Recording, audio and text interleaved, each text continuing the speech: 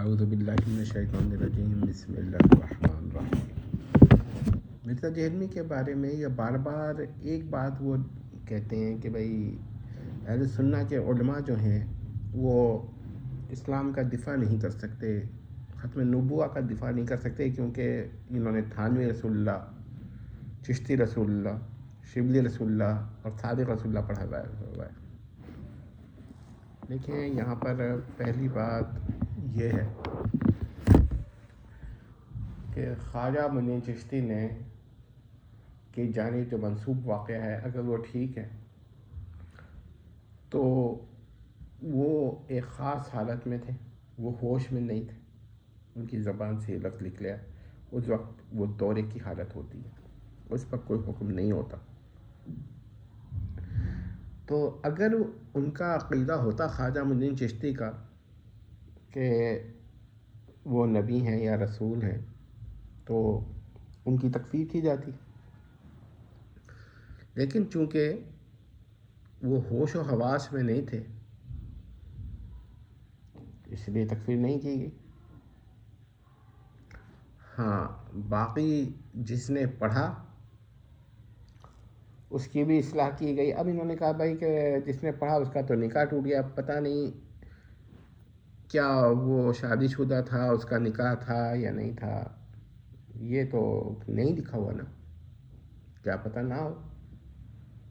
اور اگر ٹوٹ بھی گیا تھا تو ہو سکتا ہے کہ اس کو بعد میں کہا گیا ہو جس کا روایت میں ذکر نہ ہو۔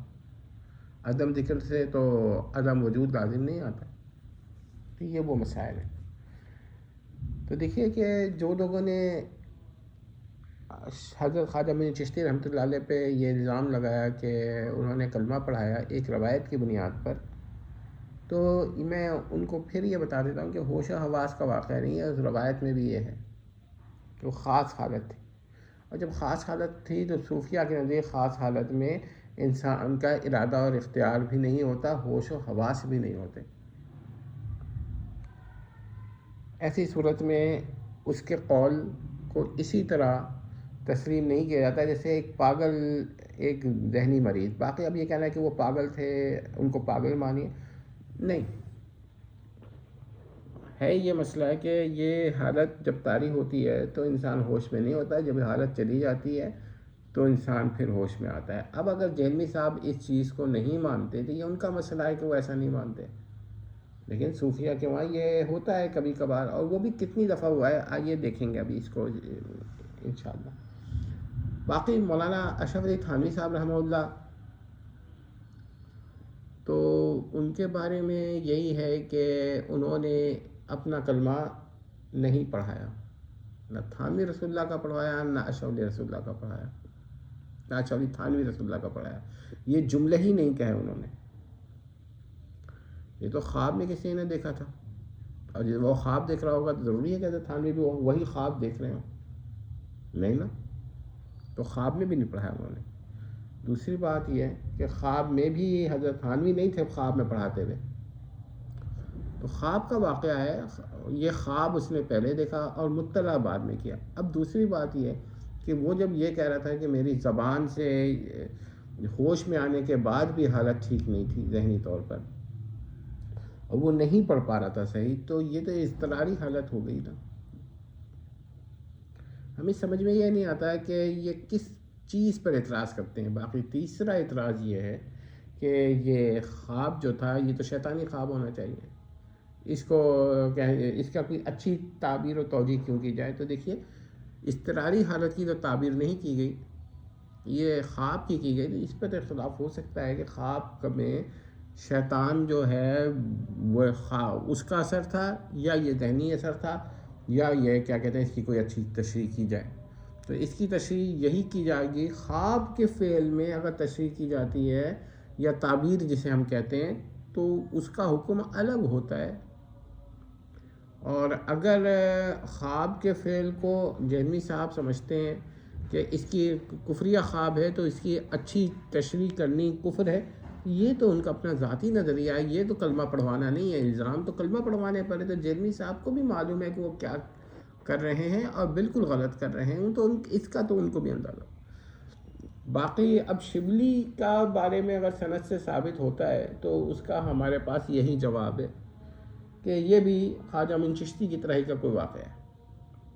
لیکن بشرط صحت۔ تو دیکھیے گا، اور اگر آپ یہ صادق رسول اللہ کا ذکر کرتے ہیں تو یہاں پر میں آپ کو یہ بات بتا دوں کہ یہ بہرحال ایسا ہے کہ اس میں کچھ ڈاؤٹ ہوتا ہے، لیکن لفظ اس نے اپنا تو نہیں پڑھوایا نا، صادق کا پڑھوایا، تو اب یہ اس طرح کروانے سے کفر ہوا یا نہیں ہوا، جبکہ صادق سے مراد صدق کا اسم الفاعل ہو۔ یہ جائز تو نہیں ہے اس طرح پڑھانا، لیکن کیا ہے، یہ توجیہ مان کر اس کی تکفیر کی جائے گی کہ نہیں کی جائے گی، یہ ایک الگ بحث ہے۔ اگر جہلمی صاحب یہاں پر یہ کہتے ہیں کہ نہیں اس کی تکفیر کی جائے گی، تو ان کی رائے ہے، ہم اس کی رائے کو سوچ سکتے ہیں کہ بھائی ان کے بعد دلائل کیا ہیں، تو بجائے اس کے کہ دلائل دینے کے وہ اس چیز کا تمسخر کرتے ہیں کہ بار بار پڑھایا گیا۔ پوری امت میں 1500 سال ہو رہے ہیں، یعنی 1448 ہونے والا ہے، تو 1500 سال کا 15ویں صدی کا بھی آدھا گزر گیا، ہم اسے 1500 سال ہی کہیں گے اپروکسیمیٹلی۔ اس میں 4 یا 5 واقعات بہت کم ہیں یہ جس پہ کسی کے ساتھ ایسا ہوا ہو، لیکن فتویٰ جب پوچھا جائے گا تو یہی پوچھا جائے گا نا کہ وہ ہوش و حواس میں تھا یا نہیں تھا۔ تو آپ صادق صاحب کو تو کہہ سکتے ہیں کہ انہوں نے، لیکن یہ آپ کی رائے ہوگی کیونکہ اس نے اپنا کلمہ تو نہیں پڑھوایا، اس نے تو رسول اللہ کا پڑھایا، اور رسول اللہ جو ہیں وہ صادق ہیں، امین ہیں، اس پہ تو کوئی ڈاؤٹ نہیں ہے۔ شاید جہلمی صاحب کو ڈاؤٹ ہو یا نہ ہو، لیکن بہرحال کسی کو بھی نہیں ہوگا، میرا خیال ہے ان کو بھی نہیں ہوگا۔ تو رسول اللہ صادق ہیں، امین ہیں، تو اگر وہ کسی نے رسول اللہ کے کوئی اس میں صفاتی اسماء میں سے کوئی اسم لے لیا تو کیا یہ کفر ہوگا؟ اگر یہ کفر ہے تو اس پہ بھی دلیل چاہیے، اور اگر یہ کفر نہیں ہے تو اس پر بھی بحث ہو سکتی۔ لیکن پھر سوال یہ پیدا ہوتا ہے کہ جہلمی صاحب نے پھر یہاں پر یہ الزام نہیں لگانا تھا نا کہ جنہوں نے اپنا کلمہ پڑھایا، اس پر الزام یہ بنتا ہے کہ انہوں نے اس میں رسول جو اس میں عالم ہے اس کی جگہ پر ایک اس میں صفت لے لیا، رسول اللہ کی صفت، یعنی ایک اسم الفاعل لے لیا صدق سے، صدقہ یصدق فہو صادق۔ ٹھیک ہے، صدقہ اس نے بولا اور اس کا صادق ہو گیا۔ اب سوال یہ پیدا ہوتا ہے کہ کیا ایسا جائز ہے؟ اب یہ اس طرح کا، ہم تو اس کو جائز نہیں کہتے، جیسے رسول اللہ کو امین کہا گیا تو کوئی کہہ دے کہ رسول اللہ کے اسم گرامی کے بجائے امین کا لفظ استعمال کر دے۔ رسول اللہ کے اور بھی اسماء ہیں، مثلا احمد ہے، اب احمد کا جو لفظ ہے یہ رسول اللہ کا اسم قطعی ہے، اس کو شک کرنا جو ہے یہ کفر تک اور ضروریات دین کے خلاف ہے۔ اس کے باوجود ہم احمد کا جواز نہیں پیش کرتے ابتدا میں بھی، اور آپ تو اس لیے بھی کہ اب کوئی لوگ شبہ میں پڑ جاتے ہیں کہ کہیں مرزا کا ان کے ہم نام کا ہم عقیدہ تو نہیں ہے، تو اس لیے ہم نے اس چیز کو کہتے ہیں کہ دیکھیے کلمہ شریف جو ہے نا، لا الہ الا اللہ محمد الرسول اللہ، یہ کوئی آیت نہیں ہے قرآن کی، بلکہ 2 آیات مختلف جگہ آئی ہیں، ان کو ملا کر بنایا ہے۔ اس پہ بعض لوگ یہ بھی سوال کرتے ہیں کہ یہ کوئی کسی حدیث میں ذکر ہے یا نہیں ہے، ایک سوال ہوتا ہے، تو کوئی سند پیش کرتا ہے کوئی نہیں، لیکن ہم یہ کہتے ہیں کلمہ ضروریات دین سے ہے، ٹھیک ہے۔ تو اس کے اندر جب آپ تغیر کیجئے گا، مثلا اللہ کہیے یا رحمان کہیے، آپ کو الا اللہ کے بجائے الا الرحمن کہہ دے تو یہ تغیرات جائز نہیں ہے، اس کو ہم کلمہ نہیں کہیں گے، اس کو آپ کلمہ کہہ رہے ہیں لیکن اس کو کلمہ نہیں کہیں گے، ٹھیک ہے۔ اب لیکن کیا لا الہ الا، اب اللہ کی جگہ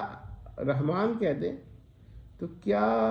یہ جائز ہوگا یا حرام ہوگا یا کفر ہوگا، یہ ایک سوال ہوتا ہے۔ اسی طرح محمد صلی اللہ علیہ وسلم کا اسم علم ہے، یہ یہاں اس کی جگہ پر اگر کوئی اور لفظ کہہ دیتا ہے کسی وجہ سے تو کیا یہ کفر ہوگا یا نہیں ہوگا، یہ الگ بحث ہے، کلمہ پڑھانا نہیں ہوتا۔ اس کو آپ کفر بھی سمجھے جس سے کلمہ پڑھانا نہیں کہیں گے، بلکہ اسے کہیں گے کہ اس نے ایک اور لفظ استعمال کیا. آپ اس کو کہہ دیں گے تحریف فی الکلمہ کا الزام تو لگا سکتے ہیں, اپنا کلمہ پڑھانا نہیں کہہ سکتے. یہ آپ میکزیمم کہہ سکتے ہیں. ٹھیک ہے, اب اس کا کیا وہی حکم ہے. تو لیکن جہمی صاحب تحریف القرآن کے بارے میں یہ مسئلہ رکھتے ہیں کہ ان کا یہ عقیدہ ہے کہ مسلم شریف کی ایک روایت سے استدلال کرتے ہوئے کہ سیدہ عائشہ رضی اللہ تعالی عنہا ان کی ایک روایت کا وہ غلط معنی لیتے ہیں اور کہتے ہیں کہ ان کی حیات مبارکہ میں جب رسول اللہ بھی زندہ تھے کچھ لوگ ایک آیت کو قرآن میں پڑھتے تھے جو کہ ابھی نہیں ہے. تو وہ یہ کہہ رہے ہیں جہمی صاحب کہ قرآن میں تو نہیں تھی, یہ ایک تفسیر تھی جو باری تعالیٰ نے نازل کی تھی جس کو انہوں نے صحابہ قرآن نے ڈال دیا تھا. اب جو تفسیر ہے نا غیر قرآن یہ وہی غیر مطلوع ہے, اس کو قرآن میں آپ نے داخل کر دیا تو پتہ ہے کیا ہوگا, یہ تحریف قرآن ہوگی. تو یہ سیدنا امام مسلم پر بھی, سیدہ عائشہ رضی اللہ تعالیٰ عنہا پہ بھی, رسول اللہ کے حیات میں یعنی یہ آپ نے ان پہ بہتان لگا دیا. کیا ہے کہ غیر قرآن کو قرآن میں داخل کر دیا, وہی غیر مطلوع خواہ وہ تفسیری کیوں نہ ہو, قرآن تو نہیں ہے. تو کیا یہ اس قسم کا آپ جب کہتے ہیں کہ غیر قرآن کو قرآن میں داخل کر دیا اور یہ آپ کے وہاں تحریف نہیں ہو رہا, تو یہ جو کلمہ ہے اس کے اندر اگر کوئی رسول اللہ کے اسم اعظم کی جگہ کو اس میں صفت لیتا ہے تو اس پر تو آپ کو اختلاف یہی موقف ہونا چاہیے تھا نا کہ یہ جو ہے وہ نہیں ہے, کیا کہتے ہیں, تحریف نہیں ہے, بلکہ یہ تو ایک تشریح ہے, روایت بالمعنی کہہ سکتے ہیں آپ. لیکن ہم اس کو بھی نہیں مانتے, ہم کہتے ہیں سراسر غلط ہے, اور جو اس کو جائز سمجھے وہ بھی غلطی کر رہا ہے, بہت بڑی غلطی کر رہا ہے. لیکن یہ اپنا کلمہ پڑھانا نہیں ہے. باقی یہ کفر ہے یا نہیں یہ ایک الگ بحث ہے. ہو سکتا ہے کسی کے نزدیک یہ ہو کہ جب صادق سے مراد یا حق سے مراد یا رسول اللہ کے کوئی اور اسم سے مراد عاقب ہے جیسے, تو اس سے مراد جو ہے وہ رسول اللہ ہوں تو یہ ممنوع تو ہو سکتا ہے مگر کفر نہیں ہو سکتا. ہو سکتا ہے کسی کا یہ نظریہ ہو, کیونکہ کلمہ شریف جو ہے وہ اس پہ وہ سوال کر سکتا ہے کہ یہ متواتر حدیث تو نہیں ہے,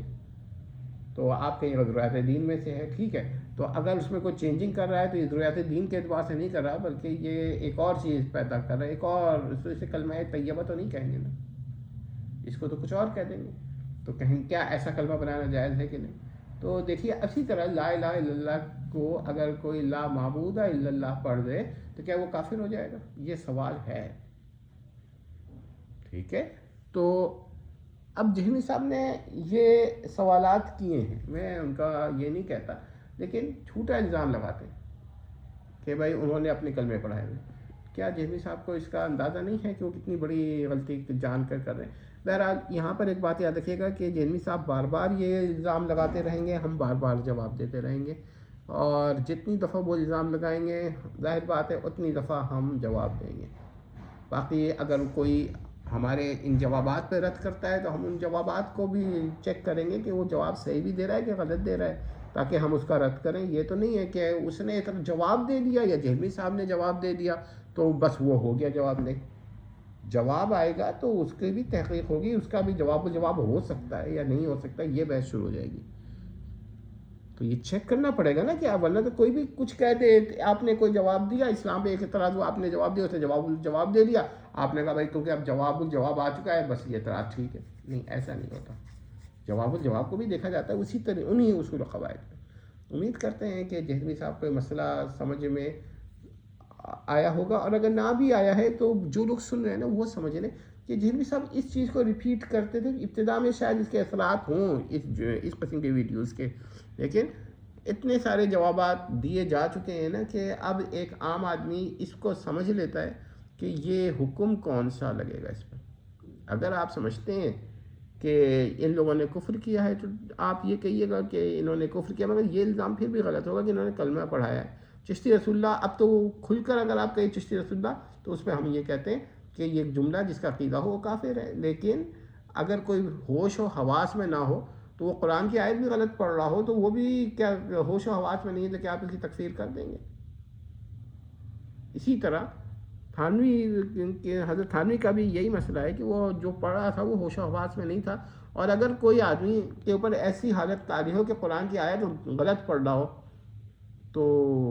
کیا آپ اس پہ تکفیر کر دیں گے. یا خواب میں کوئی قرآن کی آیت غلط پڑھ رہا ہے تو اس کی اگر کوئی تشریح اچھی کر دے کہ بھائی اس کا یہ مطلب نہیں ہے، یہ مطلب ہے، تو کیا آپ اس کو کافر کہہ دیں گے؟ یہ خواب